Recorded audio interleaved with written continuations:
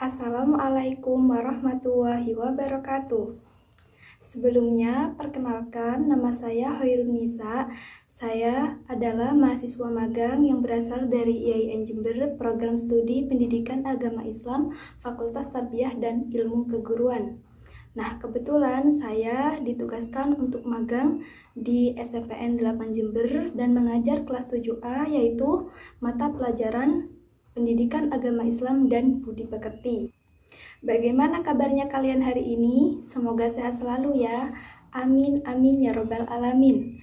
Nah, di masa pandemi seperti sekarang ini, jangan lupa kalian harus tetap menjaga kesehatan dengan mematuhi protokol kesehatan, yaitu memakai masker jika keluar rumah dan menjaga jarak.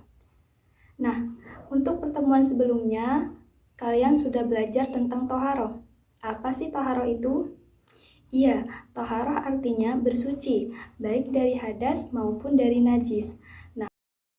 Nah, untuk pertemuan hari ini kita akan belajar tentang bab 4, indahnya kebersamaan dengan sholat berjamaah. Nah, yang akan kita pelajari pada bab 4 ini, yang pertama yaitu pengertian dan hukum sholat berjamaah. Kemudian yang kedua, kita akan belajar syarat sah untuk sholat berjamaah. Kemudian kita akan belajar tentang apa saja syarat untuk menjadi imam dan syarat menjadi makmum. Untuk materi yang pertama yaitu pengertian dan hukum sholat berjamaah. Apa pengertian dari sholat berjamaah? Ya, sholat berjamaah adalah sholat yang dikerjakan oleh 2 orang atau lebih secara bersama-sama dan salah seorang dari mereka menjadi imam, sedangkan yang lainnya menjadi makmum. Hukum dari sholat berjamaah itu sendiri adalah sunnah muakkad. Apa sunnah muakkad? Yaitu sunnah yang sangat dianjurkan. Bahkan sebagian ulama mengatakan hukum sholat berjamaah adalah fardu kifayah. Untuk materi yang kedua yaitu syarat sah sholat berjamaah. Apa saja syarat sah sholat berjamaah? Yang pertama harus ada imam. Imam artinya orang yang memimpin sholat. Nah, jika jamaahnya yaitu makmumnya perempuan semua, maka imamnya boleh laki-laki ataupun perempuan. Namun, jika makmumnya ada yang laki-laki atau perempuan, maka imamnya harus laki-laki. Nah, yang kedua, makmum berniat untuk mengikuti imam. Jadi, makmum membaca niat sholat untuk mengikuti imam. Yang ketiga, sholat dikerjakan dalam satu majelis. Maksudnya, sholat imam dan makmum itu harus berada di satu tempat, tidak boleh terpisah. Nah, yang terakhir, sholat makmum sesuai dengan sholatnya imam. Jadi jika imamnya sholat asar, maka makmumnya juga harus sholat asar. Tidak boleh sampai tidak sama. Kemudian untuk materi yang berikutnya yaitu apa saja syarat untuk menjadi imam. Yang pertama, seorang imam harus mengetahui syarat dan rukun sholat, serta perkara apa saja yang dapat membatalkan sholat. Nah, yang kedua, imam itu harus fasih dalam membaca ayat-ayat Al-Quran, harus lancar dan harus hafal. Nah, yang ketiga, pilihlah imam yang wawasan agamanya itu paling luas dibandingkan dengan makmum yang lain. Nah, untuk yang keempat, imam itu harus berakal sehat, tidak boleh gila atau stres. Nah, untuk yang selanjutnya yaitu balik.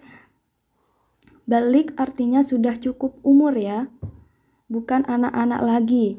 Kemudian yang selanjutnya yaitu imam posisinya harus berdiri pada posisi paling depan. Kemudian seorang imam tidak boleh sedang bermakmum kepada orang lain. Jadi imam ya harus berniat untuk menjadi imam. Nah, bagaimana niat untuk menjadi seorang imam? Saya contohkan ya. Usolli fardol duhri arba'a rokaatim mustaqbilal kiblati adaan imaman fardol lillahi ta'ala. Artinya saya niat sholat duhur 4 rakaat menghadap kiblat menjadi imam fardu karena Allah Ta'ala. Kemudian untuk materi yang terakhir kita akan belajar tentang syarat-syarat apa saja untuk menjadi seorang makmum. Nah, syarat untuk menjadi seorang makmum yaitu yang pertama, makmum berniat mengikuti imam. Bagaimana niatnya? Saya contohkan ya. Usolli fardol asri arba'a rokaatin mustaqbilal kiblati adaan makmuman fardhol lillahi ta'ala. Artinya, saya niat sholat asar 4 rakaat menghadap kiblat menjadi makmum fardu karena Allah ta'ala. Nah, untuk yang kedua yaitu seorang makmum mengetahui gerakan sholat imam. Yang ketiga, berada dalam satu tempat dengan imam, jadi tidak terpisah dengan imam. Yang keempat, posisinya di belakang imam, jadi seorang makmum tidak boleh posisinya berada di depannya imam. Yang terakhir, hendaknya sholat makmum sesuai dengan sholat imam. Misalnya, jika imamnya sholat maghrib, maka makmumnya juga harus sholat maghrib, seperti itu.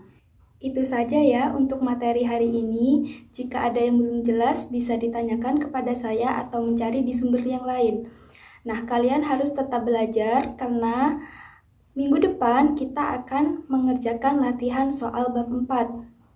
Itu saja dari saya. Apabila ada salah kata, saya mohon maaf yang sebesar-besarnya. Terima kasih dan wassalamualaikum warahmatullahi wabarakatuh.